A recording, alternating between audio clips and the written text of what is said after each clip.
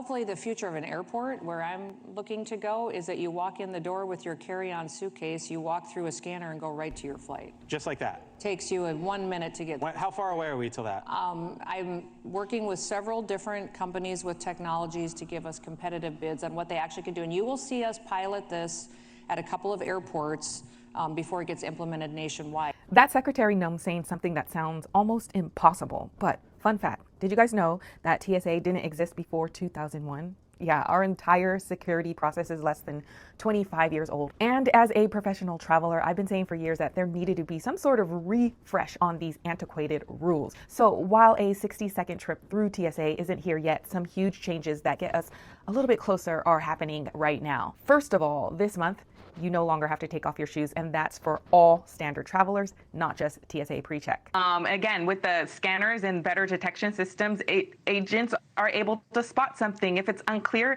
they'll just ask you to pull you aside or take off your shoes. And then, of course, if you traveled internationally, you know most airports around the world, they never made you take off your shoes. In fact, I was going through an airport in the Middle East, and I saw a woman start removing her shoes and her jacket. Clear sign that they're Americans. And the guards were saying, no, no, no, keep your clothes on.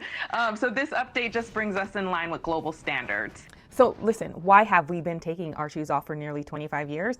That rule started in December of 2001 as a direct reaction to a terrorist who attempted to detonate explosives hidden in his shoes on a flight. But our tech has improved, and they basically can see everything that's in your bag. So and I think travelers are going to be so happy not to have to do that weird tiptoe through security, you know?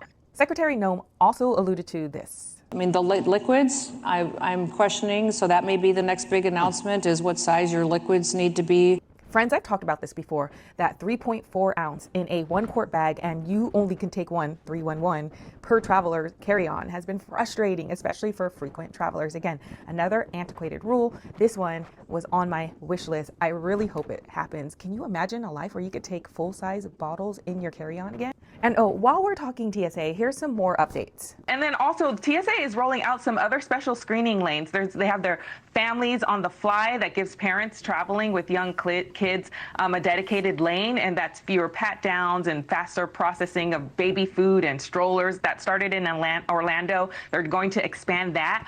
Honor lanes, it launched July 1st with 11 airports. These are designated lanes for active duty military and their families. You'll see them in places like San Diego, Nashville, Atlanta, airports that are near major military bases. And so these lanes are going to help ease congestion, especially during peak times.